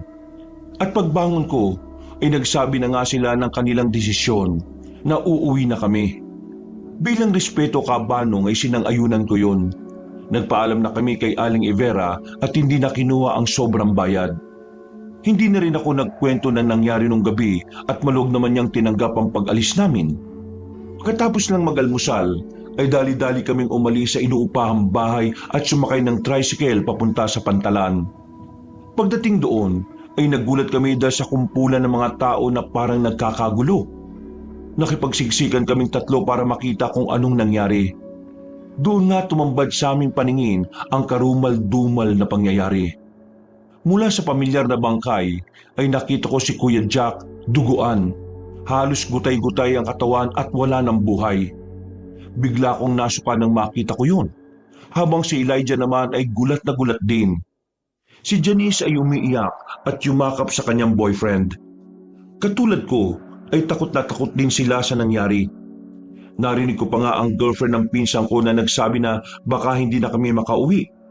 Hindi naman kami makakakontak dahil nasa kabilang pangpang pa ang signal ng cellphone. Inausap kagad naming magpinsan ang namumuno pero inabisuhan kami na hindi muna sila magpapabiyahe sa bangka ngayon. Lilipas muna raw ang ilang araw dahil bukod sa Kuya Jack at Kuya Ross, wala naman daw ibang gustong magatid ng bangka sa mga pasahero roon. Nagulat kami nang malaman yon pero wala naman kaming magawa kundi ang maghintay. No choice kami kabanong kundi ang bumalik sa sityo na maraming bawal. Mabuti na lang din ay okay lang kay Aling Evera ang lahat. Pagsapit ng 3:30 ng hapon, habang naghihintay kami ng susunod na mangyayari ay doon naman biglang umulan ng malakas. Mas lalo tuloy na bigyan ng dahilan kung bakit hindi talaga kami basta-basta makakaalis sa lugar na yon. Ayos lang ba si Janice, Cass? Wala naman siyang mapagpipilian kundi ang maging maayos eh. Saka mas matapang si Janice kaysa sa akin. Kaya don't worry about her, Cass. Pasensya na kayo ha. Nadamay pa kayo sa mga nangyayari. Ako lang dapat to eh. Huy, tumigil nga. Hindi mo rin naman kasalanan eh. Kami ang nag-insist na sumama rito. Sa halip na magmukmok tayo, isipin na lang natin kung paano malalampasan ang mangyayari mamayang gabi. Sigurado, mauulit yung nangyari kagabi. Kaya dapat maging handa tayo. Tama. And get this one. May pocket emergency knife. Ha? Paano ka? Meron ako ditong pocket size rosary. May magagawa ba yun? Ewan, bahala na. Mag-aasikaso muna ako ha. Magpabisi muna tayo para hindi natin maramdaman yung oras. O sige, tama ka. Babalikan ko muna si Janice sa kwarto. Heads up na lang, Cass ha. Nagpakaabala na nga muna ako sa pag-iisip patungkol sa article. Idinagdag ko na lang ang mga masamang nangyari kay Kuya Jack at ang misteryosong bumabalot sa buong nayon. Pasado 5:30 ng hapon ay nagising ako dahil sa katok. Mula sa labas ng bahay, pagkasilip ko sa bintana ay nakita ko si Aling Evera. Lumabas kagad ako. Hindi ko na muna inabala sina Elijah at Janice dahil mukhang natutulog pa rin sila. Ano pong sa atin, Aling Evera? Binaglutuan ko muna kayo ng pagkain dahil alam kong wala kayong naihanda. Eto't kunin mo. Talaga po? Huwag kayong mag-alala. Dahil walang lason yan o kung anumang iniisip mo. Salamat po.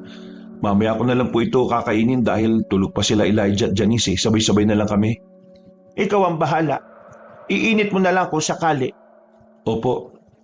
Yung bilin ko ha. Huwag niyong kaliligtaan. Huwag kayong mag-alala dahil gumaganda na ang panahon. Bukas baka pwede na kayong makasakay sa bangka. Siguradong may ipapadala at ipapadala ang nandun sa kabila. Dahil may mga iba pa namang dayuhan dito bukod sa inyo. Basta, mag-iingat lang kayo. At huwag susuway sa mga sinasabi ko. Para hindi kayo mapahamak. Opo. Maraming salamat po ulit, Aling Evera. Hindi na nga rin siya nagtagal dahil medyo madilim na gawa ng sama ng panahon. Tumigil na naman na ang ulan pero makulimlim pa rin ang paligid. Kaya kahit wala pang gabi ay may kadiliman na sa labas. Isang dahilan kung bakit nagmamadali ang ginang nakausap ko kabanong. Kinandado ko kagad ang pinto at pagpunta ko sa kusina ay saktong nagising na ang dalawa. Sinabi ko sa kanila kung kanino galing ang ulam kaya natuwa sila kahit papaano. Hindi ko na ininit ang pagkain dahil sabay-sabay na kaming naghapunan. Nang matapos na ay iniwan na lang muna namin sa lababo ang pinagkainan. Medyo nakakatakot na kasi doon sa kusina dahil sa malaking bintana. Mabuti na lang at may grills yun kahit walang kurtina. Nagpunta na kami sa kwarto. Doon na ulit pumwesto sina Elijah at Janice. Gawa ng malamig na panahon at kabusugan ay nakatulog din kami kaagad. Hanggang sa magising ako, pasado 10:30 ng gabi. Nung unay hindi ko pa alam ang dahilan kung bakit ako naalimpungatan. Pero nung tuluyan ang bumalik ang diwa ko, doon ko napagtanto ang tunay na dahilan na nagpagising sa akin. Naramdaman ko na mainit ang bote ng kwintas na suot ko kabanong. Tinapatan ko kagad ang cellphone ng kwintas at tama nga ang hinala ko dahil kumukulo ito. Naalarma ako kagad at lumapit sa pinsan kong natutulog.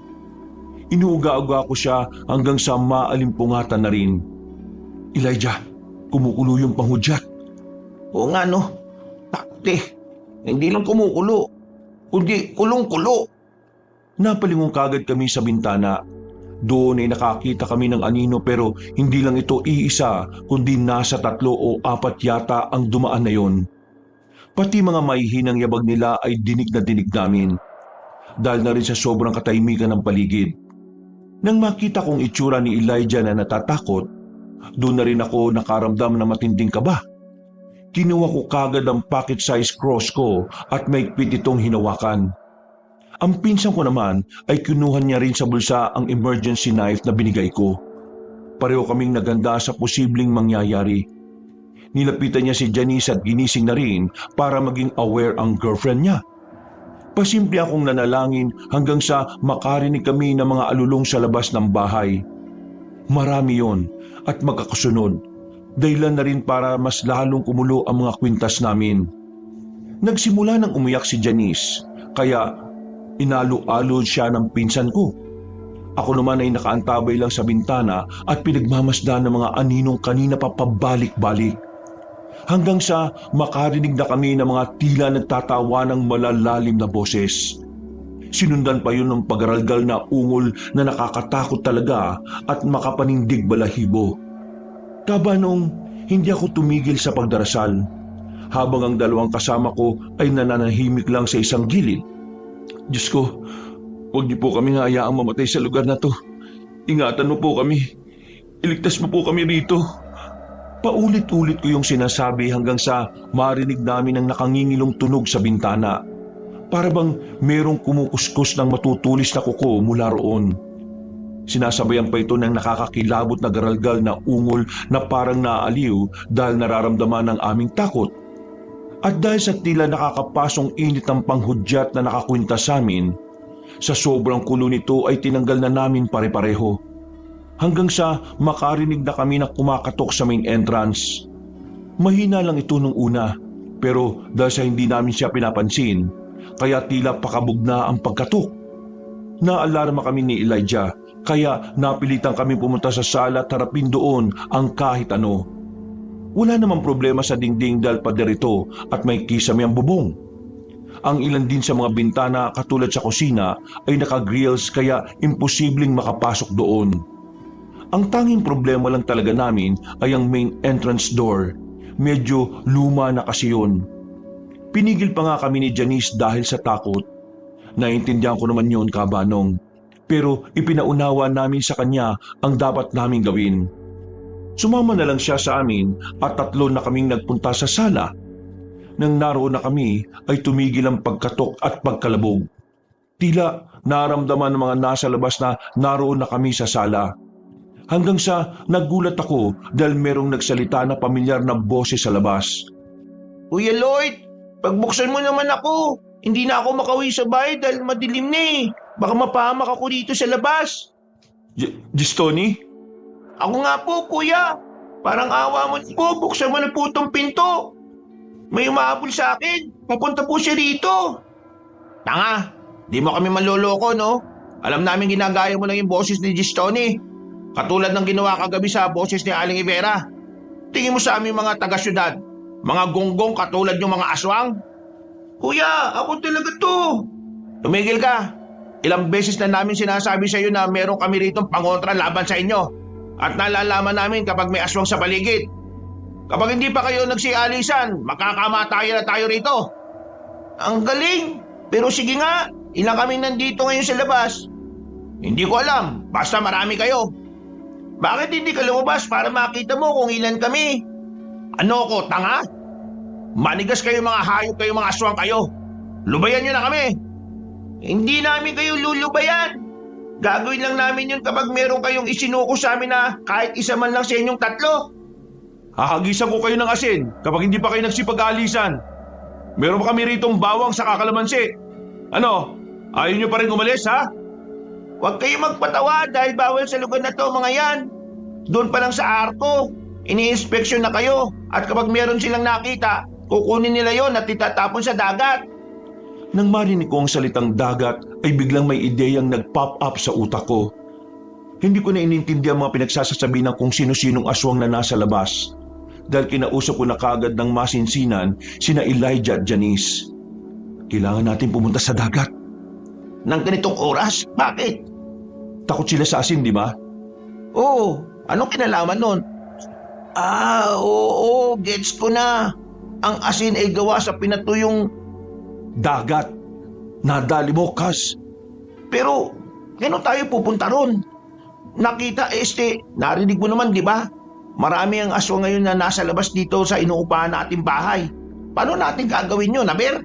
Siguradong pagbukas pa lang natin ng pinto susunggaban tayo ng mga hinayupak na yan. Hindi pa man natatapos si Elijah sa pagsasalita ay nakarinig na kami ng ingay sa labas.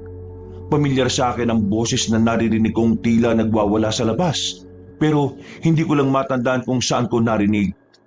Nakiramdam kami sa paligid dahil ang mga aswang ay parang natuon ng atensyon sa taong nag-iingay. Parang galit na galit ang lalaki at tandang makipagpatayan.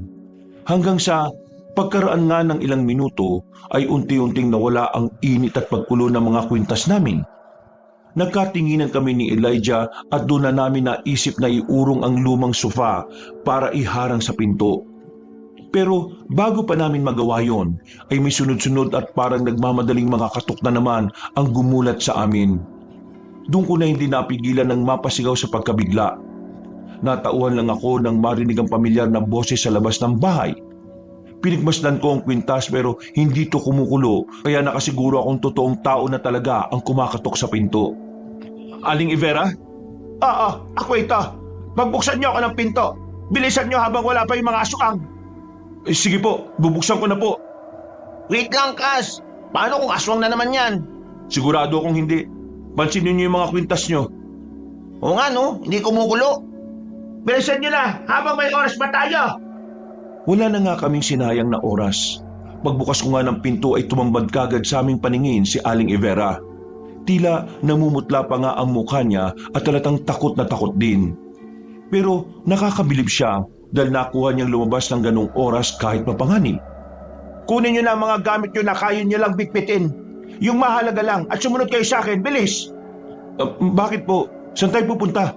Saka sino po yung lalaki nag-iingay kanina? Saka ka na magtanong, Lord. Sasabihin ko sa inyo yan kapag nakalis na tayo rito. Hindi na kayo ligtas dito.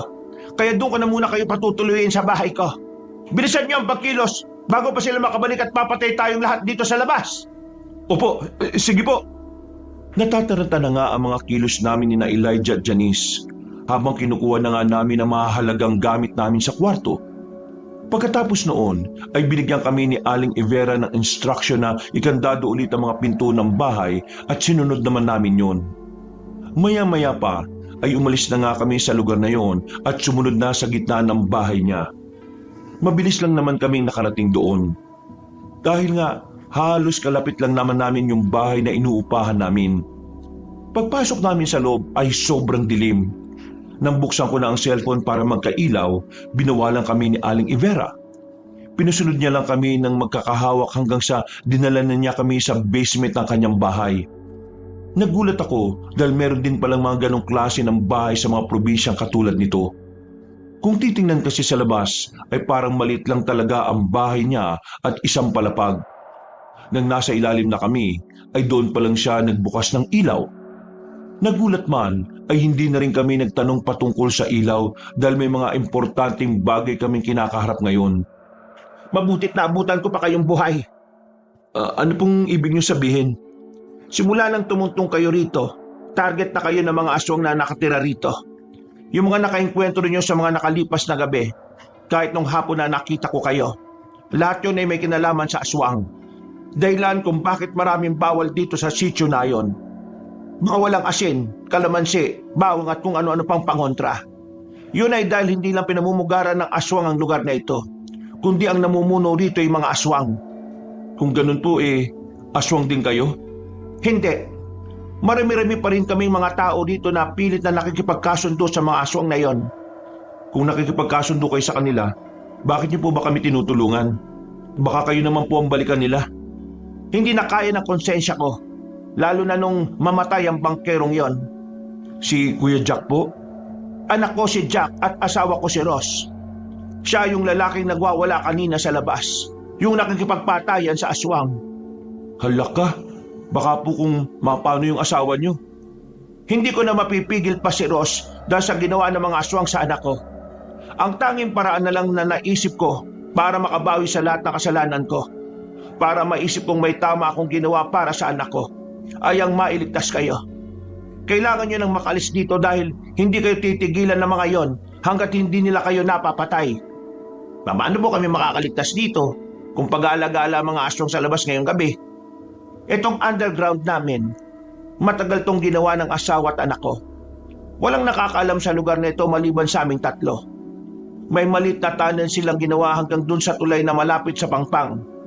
Magdating natin sa dagat, hindi na nila kayo basta-basta susundan doon, lalo na kapag nakasakay na kayo sa bangka. Sasama ako kayo hanggang doon. Pero paano po kayo? Hindi ko iiwan ang asawa ko. Ihahatid ko lang kayo at kapag nasiguro ko ng ligtas na kayo, babalik ako. Kaya tara na, huwag na tayo mag-aksaya ng oras habang abala pa sila sa pakikipaglaban sa asawa ko. Hindi ko alam kung anong mararamdaman ko noon, Kabanong. Pero sa loob-loob ko po talaga ay takot na takot ako. Pinipilit ko lang ang sarili ko dahil sa pinsan ko kay Janice. Bago kami lumabas ng bahay, nagulat kami na merong ibinigay sa amin si Aling Ivera. Tig-isa kaming supot ng asin, dinurog na bawang at kalamansi na napigana. Palihim na nagdadala si Jack at Ross na mga to para paganda sa ganitong pagkakataon.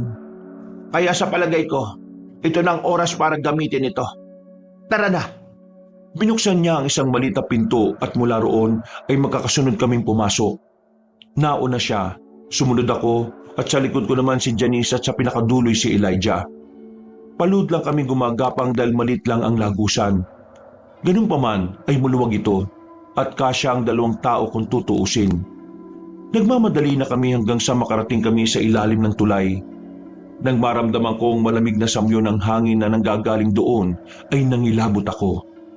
Aling Ivera, hindi po ba delikado ang pagpunta ron sa Pampang?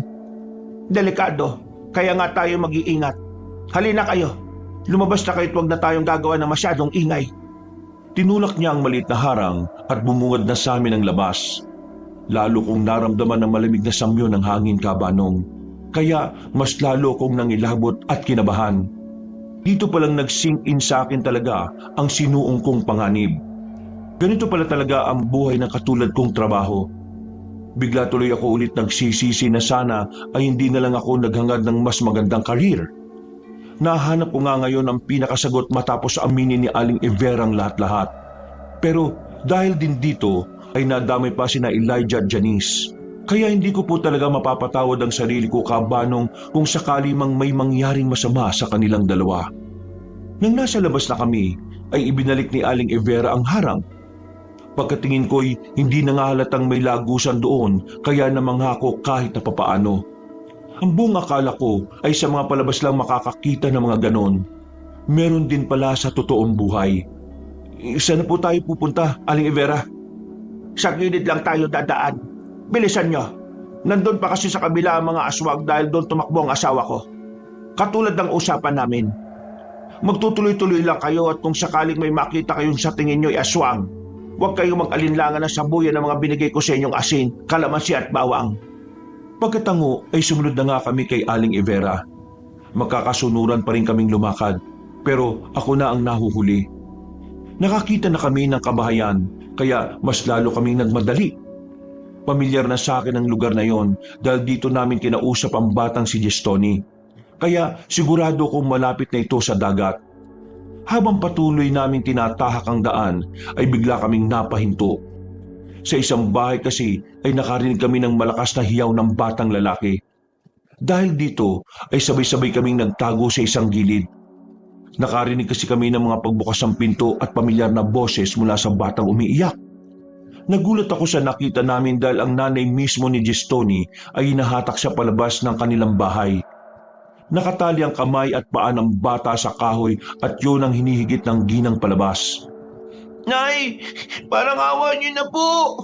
Huwag po. Oh, si Gistoni yun ah. Huwag niyo po akong ibibigay sa mga aswang, Nay. Nay, huwag po. Anong nangyayari at bakit siya inahatak palabas ng magulang niya? Aling Ivera, ano pong nangyayari rito? Nay, hindi na po ako uulit. Hindi na po ako makikipag-usap sa mga dayo. Hindi na po ako magsasabi kung ano-ano. Pakawalan niyo na po ako, Nay. Huwag niyo po ako ipagpakain sa mga aswang. Ayaw ko pa pong mamatay. Nay! Napahinto ako at patuloy na napatingin sa pagmamakaawa ng batang lalaki. Nang lingunin ko si Aling Ivera ay kita ko sa mga mata niya ang lungkot pero wala siyang magawa.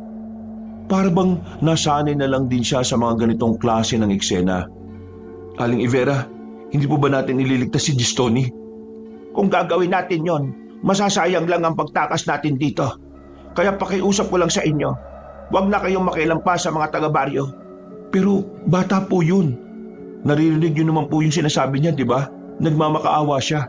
Ibig sabihin, ipapakain talaga siya ng sarili niyang magulang sa mga aswang? Mahalaga pa bang malaman niyo yon? Iligtas niyo na lang ang mga buhay niyo at umalis na kayo rito habang may oras pa.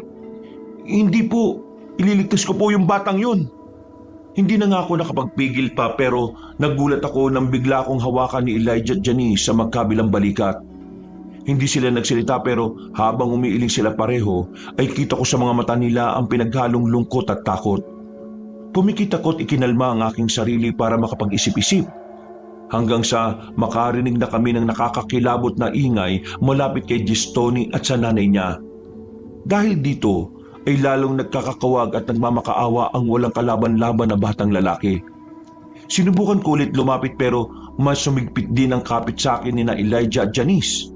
Alam kong handa silang makipagpambuno sa akin para lang pigilan ako sa naiisip kong plano. Kaya naman hindi na ako umalma pa.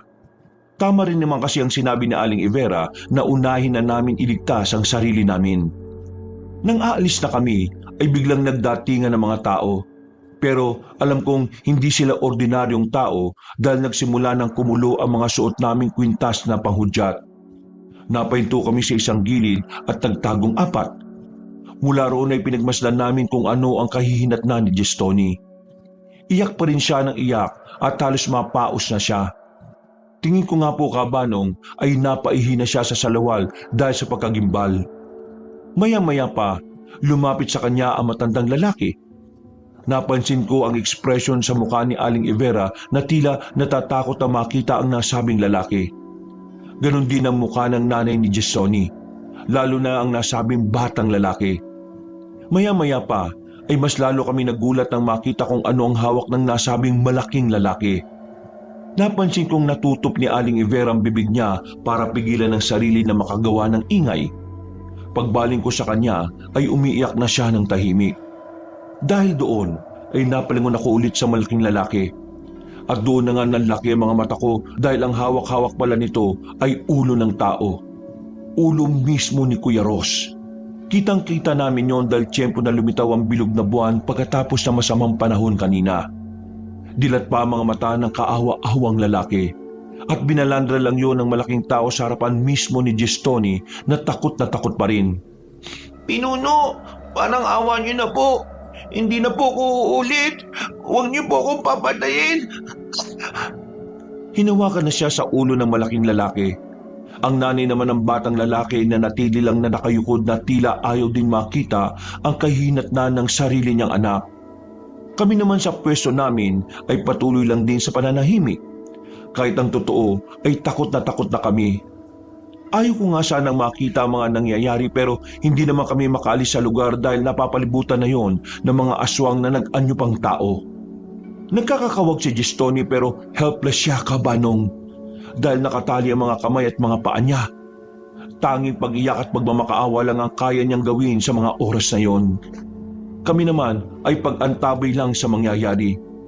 Pinuno, naislapan po ako. Nagbibiga po ang ulo ko. Nay, tulong! Ayaw ko pong mamatay. Gulat na gulat kami sa ginawa ng tinatawag nilang pinuno. Hindi ko sukat akalain Kabanong na makakasaksi ako ng ganoon klase ng krimen. Ang isang walang kamuwang-muwang na bata, isang kaawa-awang bata ay walang awang piniga ang ulo na parang itlog. Napapikit ako sa sobrang pagkabigla. Ganon din si Elijah at Aling Ivera. Si Janice naman, kamuntikan ng mapasigaw.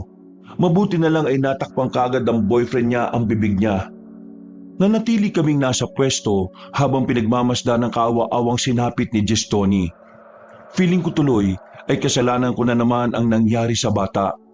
Naisip ko na kung di ko siya kinausap nung araw na yon ay hindi siya parurusahan ng ganito ng kanyang nanay. Napaluha ko ng tahimik katulad ni Aling Ivera. Pero ang pagluhang yon ay napalitan kagad ng takot matapos ko makita ang unti-unting pagpapalitan nyo ng tinatawag nilang pinuno. Kitang-kita ko ang pagbabago ng mukha niya. Mula sa bruskong anyo ay mas lalo pang naging mabagsik. Para siyang naging isang taong aso pero walang buntot. Gamit ang matatalim niyang mga ngipin ay nilantakan niya ang napisang ulo ni Gestoni. Narinig pa nga namin ang paglagutok ng mga buto sa bahaging yon, pagkalaon ay sa kanya lang hinagis ang natirang katawan ng bata sa iba pang aswang. Ang mga naroon ay nagpalit na rin ng anyo katulad ng tinatawag nilang pinuno, pero mas maliit lang. Pare-pareho silang mga mukhang aso pero mas mabagsik pa. Dahil sa sobrang takot ay hindi na napigilan ni Janice ang kanyang sarili. Napasigaw na siya at napatakbo, kaya naman napatingin sa kinaroroonan namin ng mga aswang. Nagtama pa nga ang mga mata namin ng pinuno, kaya nakita ko kung paano siya ngumiti ng makahulugan. Pero nang makita niya si Aling Ivera, ay biglang bumagsik ang mga mata niya. Malayo man ay nararamdaman ko ang matindi niyang galit para sa ginang, kaya naman umaksyon na rin ako. Kahit ang totoo ay nanginginig na ang tuhod ko sa takot. Tumakbo na tayo! Bilis na! Kailangang mauna tumakbo. Magmadali kayo sa pangpang at maghanap kayo ng mga bangka. Sumakay na kayo at sa oras na nasa dagat na kayo, hindi na nila kayo gagambalain. Pero paano po kayo? Sinabi ko naman sa inyo, hindi ba? Hindi ko iiwan ang pamilya ko. Katulad nila, dito na rin ako mamamatay. Tumakbo na kayo! Lord, bilisan niyo! Dahil papalapit na sila! Wala na nga akong nagawa kundi sundin ang sinasabi ng ginang. Sinundan ko na kaagad sina Elijah at Janice na nauna ng tumakbo. Hindi na ako lumingon sa likod pero naririnig ko pa rin si Aling Ivera na panay ang sigaw at mura. Nagpahid na lang ako ng mga luha ko habang nanginginig na dinudukot ang asin, katas ng kalamansi at ang dinurog na bawang sa bulsa ko. Ilang saglit pa nga nang malapit na kami sa pangpang ay saka naman kami naabutan ng nasa 3 taong aso na aswang. Hindi ko alam ang tawag sa kanila nung mga panahon na yon. Pero nalaman ko na ang ganong klase pala ng aswang ay tinatawag na asbo. Sa taranta ko ay sinabuyan ko na lang sila ng asin. Pero hindi naman tumama. Nakita ko kung paano sila nagtatawanan na parang akong kinukutya. Kaya dahil sa inis ay sinugod ko sila. Nagulat din ako sa sarili ko dahil nalundagan ko at kinagat sa tenga ang isang asbo. Pero binalandra lang ako nito. Mabuti na lang talaga ay nasa buhanginan kami kaya hindi ako masyadong nasaktan. Tumayo kagad ako at kagad sinaboy sa kanya ang katas ng kalamansi.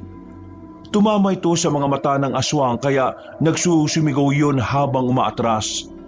Hindi pa ako tumigil dahil habang natataranta ang nasabing aswang ay sinamantala ko ang pagkakataon. Ang asin ay binudbud ko lang sa bibig niya dahil nakita ko siyang nakanganga. Nang malunok ngayon ay bigla siyang humandusay sa buhanginan at nangingisay-ngisay hanggang sa mawala na siya ng buhay. Ano? Lalaban ka pang hayop ka? Dapat lang sa'yo yan. Sige, sugod pa! Ano ha? Nang makita naman ng isa pang aswang ang ginagawa ko ay tila natakot yon. Kaya umamba-amba ko saka tumakbo papunta sa kinaroroonan ng pinsan ko. Lord, dito! Nandito kami! Dito ka pupunta! Papunta na ako dyan, Kas! Bilisan mo na! Huwag ka nang lumingon-lingon pa! Bilis! Nakita kong tinutulak-tulak na ni Janice ang isang bangka na nakita nila. Nagmamadali akong tumakbo pero nang malapit na ako ay may lumagapak na kung ano sa harapan ko. Nang tingnan ko ito ng mabuti ay biglang nanlaki ang mga mata ko. Dahil ulo pala yun ni Aling Ivera. Napapikit na lang ako at nagpatuloy hanggang sa maramdaman ko na ang dampi ng tubig dagat sa paa ko. Inabot ni Elijah ang kamay ko at saka ako sumakay. Paglingon ko sa mga aswang ay nakaabang lang sila sa pangpang kasama ang tinatawag nilang pinuno. Narinig ko pa ang pag-alulong nila bago ko sila pagmumurahing lahat. Dahil ayun lang ang naisip kong gawin na ganti sa lahat ng nangyari. Hindi ko na nga po alam kabanong kung paano namin nasagwa ng bangka. Yun lang kasi ang first time namin na gawin yon. At sa biyaya ng Diyos ay nakaalis kami sa liblib na sitio na yon.